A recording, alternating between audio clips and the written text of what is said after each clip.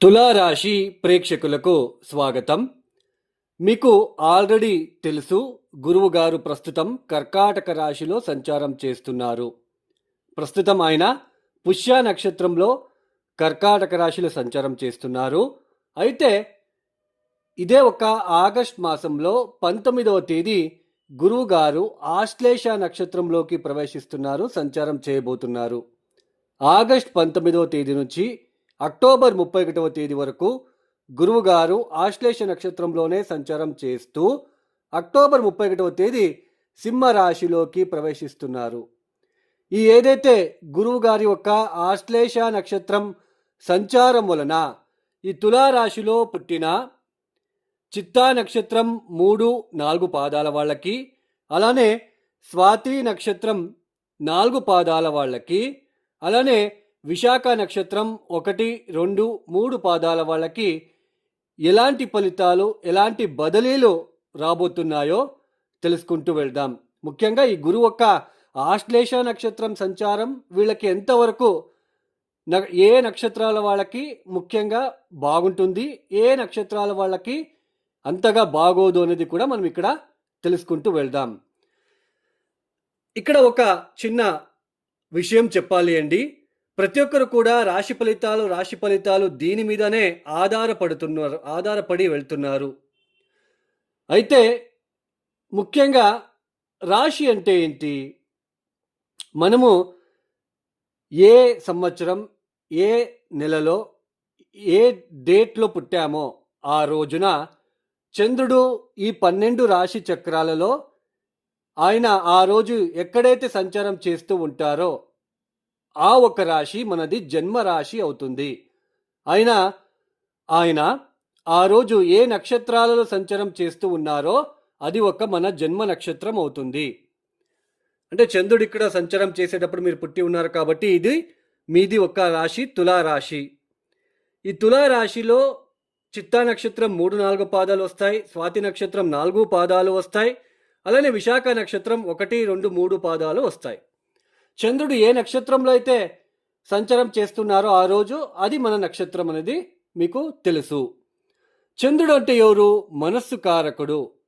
అంటే మనస్సు కారకుడు చంద్రుడు నుంచి గోచారంలో గ్రహాల యొక్క మార్పులు జరుగుతూ ఉంటాయి. ఒక రాశి నుంచి ఇంకొక రాశికి సంచారం చేస్తూ ఉంటారు.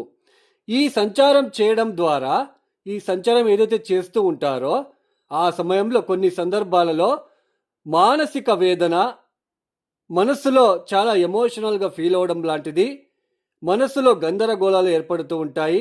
మనసులో ఏదో ఒక ఆలోచన మనల్ని ఇబ్బంది పెడుతూ ఉంటుంది. అంటే రాశి ఫలితాలు అంటే కేవలం మనస్సు పైన అయ్యే బదిలీలు మాత్రమే. ఇప్పుడు మీకు తులారాశి వాళ్ళకి దశమ స్థానంలో గురువు ఒక సంచారం జరుగుతూ ఉన్నది.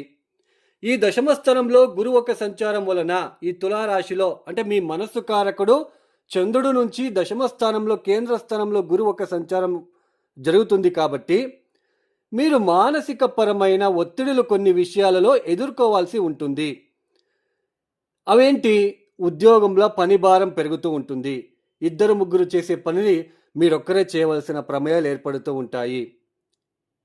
అలానే ఉద్యోగం చేసే చోటు మీ పైన పై అధికారులకి ఏదో ఒకటి మీ పైన చాడీలు లాంటిది చెప్పడము, మీ పైన ఏదో ఒకటి అపవాదం లాంటిది చెప్పడము, వాళ్ళ ముందు మిమ్మల్ని కించపరిచే విధానం మీరు చూస్తూ ఉన్నారు.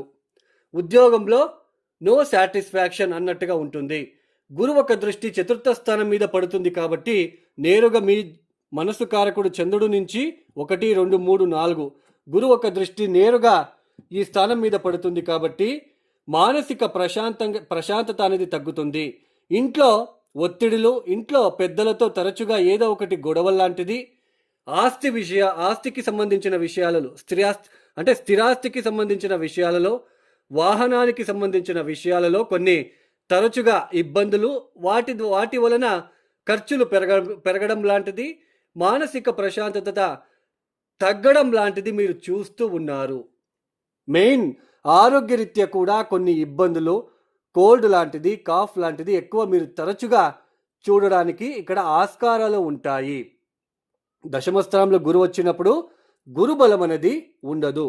అంటే మీకు రాశి ఫలితాంశాలు అనేది కేవలం మనసు కారకుడు చంద్రుడి నుంచి గ్రహగతులు మారుతూ ఉన్నప్పుడు మన మనసులో ఏర్పడే బదిలీలు మాత్రమే. ఆ బదిలీల వలన మనకి డైలీ రొటీన్ లైఫ్లో మనకి ఏదైనా ఘటన జరుగుతుందా, సంఘటనలు జరుగుతున్నాయనేది మన జాతకం చెప్తుంది.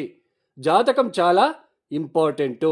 ఇప్పుడు చంద్రుడు ఉన్న స్థానం నుంచి చతుర్థ స్థానంలో శుక్రుడు వచ్చినప్పుడు ఏదో ఇంటికి సంబంధించిన విషయాలలో ఏదో రిపేర్ చేయించాలి, లేదా ఒక ప్రాపర్టీ కొనాలి, లేదా సైట్ అమ్మాలి, లేదా వాహనం కొనుగోలు చేయాలి, లేదా వాహనానికి సంబంధించిన విషయాలలో ఏదో ఒకటి ఆల్టరేషన్ చేసుకోవాలి అనుకుంటూ ఉంటారు. అంటే మనసులో ఆ ఫీల్ అనేది వస్తూ ఉంటుంది. బట్ అది నిజంగా ఆ ఘటన, ఆ సంఘటన, మనసులో వచ్చిన సంఘటన మీకు జరగాలి అంటే మీ జాతక రీత్యా తెలుసుకోవాలి. గోచారంలో ఒక రాశిలో లక్షల మంది ఉంటారు, అందరికీ ఒకేలాగా ఉండదు. దీన్ని గుర్తించండి, అర్థం చేసుకోవడానికి మీరు ప్రయత్నం చేయండి. జాతకంలో ఏ గ్రహస్థితి వలన ఇబ్బందులు పడుతున్నామో వాటికి సంబంధించిన పరిహారాలు మాత్రమే మనము చేసుకోవాలి. మన గ్రహస్థితులు ఇబ్బంది పెట్టే గ్రహస్థితులు దశాభుక్తులు వచ్చినప్పుడు మనము వాటికి సంబంధించిన పరిహారాలు చేసుకోవడానికి ఆ గ్రహస్థితి వదలదు. దీన్ని అర్థం చేసుకోవాలి. దాన్నే కర్మ అని అంటాం. ఇప్పుడు చిత్తా నక్షత్రం 3-4 పాదాలలో జన్మించిన వాళ్ళకి ఈ గురువు గారు ఆశ్లేష నక్షత్రంలో సంచారం ఏదైతే చేస్తున్నారో, ఈ గురు సంచారం వలన, ఆశ్లేష నక్షత్రంలో గురు సంచారం వలన ఈ నక్షత్రం చిత్తా నక్షత్రం 3-4 పాదాల వాళ్ళకి ఎలా ఉండబోతుందో చూద్దాం. ఈ చిత్తా నక్షత్రం 3-4 పాదాల వాళ్ళకి ఆశ్లేష నక్షత్రం ప్రత్యక్ తార అవుతుంది.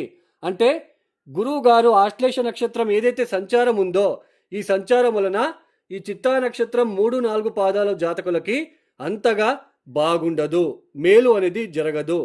ఉద్యోగ ప్రయత్నాలు చేస్తున్న వాళ్ళకి కాస్త నిరాశ కలిగించే సూచనలు ఎక్కువగా ఉంటాయి. ఉద్యోగం ఈ సమయంలో ఎట్టి పరిస్థితుల్లో మీరు వదిలి బయటికి రాకూడదు. ఎంత కష్టమైనా మీరు ఉద్యోగం చేస్తేనే బాగుంటుంది. బట్ మీ మనసుకి అలాంటి సిచ్యుయేషన్, మనసులో ఉద్యోగం వదిలేద్దాము, బయటకు వచ్చేద్దాము అని మీరు అనుకుంటూ ఉంటారు. బట్ జాతకరీత్యా దశాభుక్తులు బాగుంటే మీరు ఉద్యోగం వదలరు అని అర్థం. అంటే కేవలం మనసులో వచ్చే ఫీలింగ్ అంతే. ఇది రాశి ఫలితాంశాలు మీకు అర్థం అవ్వాలి, మీరు కూడా అందరూ అర్థం చేసుకోవాలి అనే ఉద్దేశంతో చెప్పడం జరుగుతున్నది. సోది అని అనుకోవద్దు.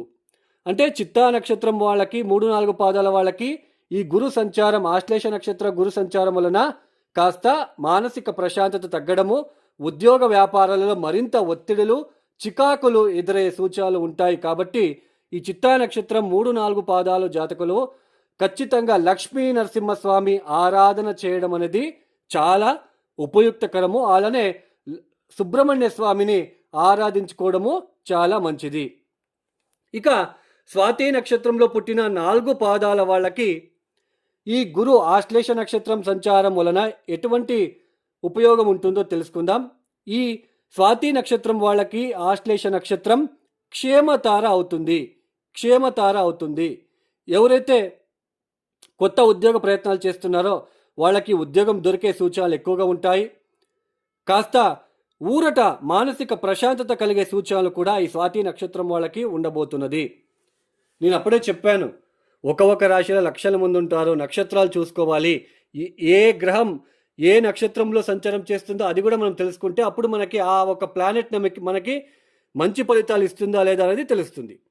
మొత్తానికి ఈ స్వాతి నక్షత్రం వాళ్ళకి ఈ ఆశ్లేష నక్షత్రంలో గురు సంచారం వలన పాజిటివ్ ఇంపాక్ట్ అనేది ఉండబోతున్నది. సో మనసుకి ఏదో ఇన్ని రోజులు ఉద్యోగం వెతికానండి, ఇప్పుడు ఉద్యోగం దొరికింది, అబ్బా ఉద్యోగం చేసుకుంటూ వెళ్దాం, ఇట్లాంటివి కొంచెం మానసిక ప్రశాంతత ఏర్పడే సూచనలు ఉంటాయి.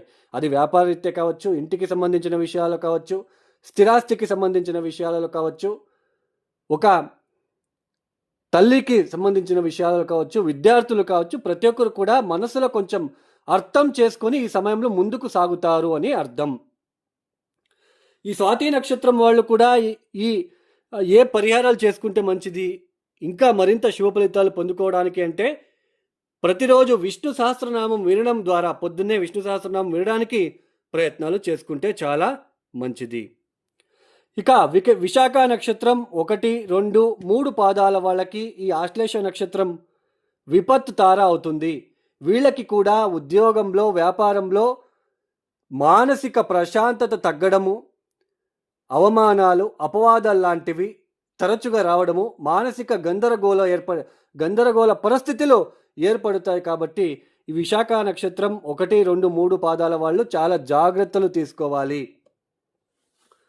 అన్ని విషయాలలో మీరు ఎంత జాగ్రత్తలు తీసుకుంటే అంత మంచిది. ఉద్యోగం వదిలేయకుండా ఉన్న ఉద్యోగంలోనే ముందుకు సాగే ప్రయత్నం చేయండి. లేదంటే మానసిక ప్రశాంతత తగ్గే సూచనలు ఉంటాయి. ఈ విశాఖ నక్షత్రం వాళ్ళు తప్పనిసరిగా ప్రతి బుధవారం, గురువారము కేజింబావు పెసలను నానబెట్టి మెత్తగా అయిన తర్వాత బెల్లం కలిపి రోడ్ సైడ్ ఉంటున్న ఆవులకి తినిపించడానికి ప్రయత్నం చేస్తే, బెల్లంతో కలిపి ఆవులకి తినిపించే ప్రయత్నం చేస్తే ఖచ్చితంగా మానసిక ప్రశాంతత తగ్గకుండా కాస్త బ్యాలెన్స్డ్గా ఈ ఒక సంచారం వలన బ్యాలెన్స్డ్ అనేది మీకు మెయింటైన్ చేయడానికి ఆస్కారాలు కనిపిస్తుంది. ఇది అండి ఈ గురు ఆశ్లేష నక్షత్రం సంచారం వలన తులారాశులు పుట్టిన ప్రతి నక్షత్రం వాళ్ళకి ఏర్పడే ఒక ఇబ్బందులు కావచ్చు, మంచి ఫలితాలు కావచ్చు. ఎవరైతే ఈ వీడియోని చూస్తున్నారో మీకు నచ్చితేనే లైక్ చేయండి, షేర్ చేయండి, సబ్స్క్రైబ్ చేసుకోండి. అదర్వైజ్ జస్ట్ ఇగ్నోర్ చేయండి. సర్వే జనో సుఖినో భవంతు. ధన్యవాదములు. అలానే ఈ ఒక బోర్డు ద్వారా ఎక్స్ప్లెయిన్ చేయడం అనేది మీకు ఈజీగా అర్థం అవ్వాలనే ఒక ఉద్దేశంతో మీకు అర్థమైంది అని అనుకుంటున్నాను. ఇక సర్వే జనో సుఖినో భవంతు. ధన్యవాదములు. జై శ్రీరామ్.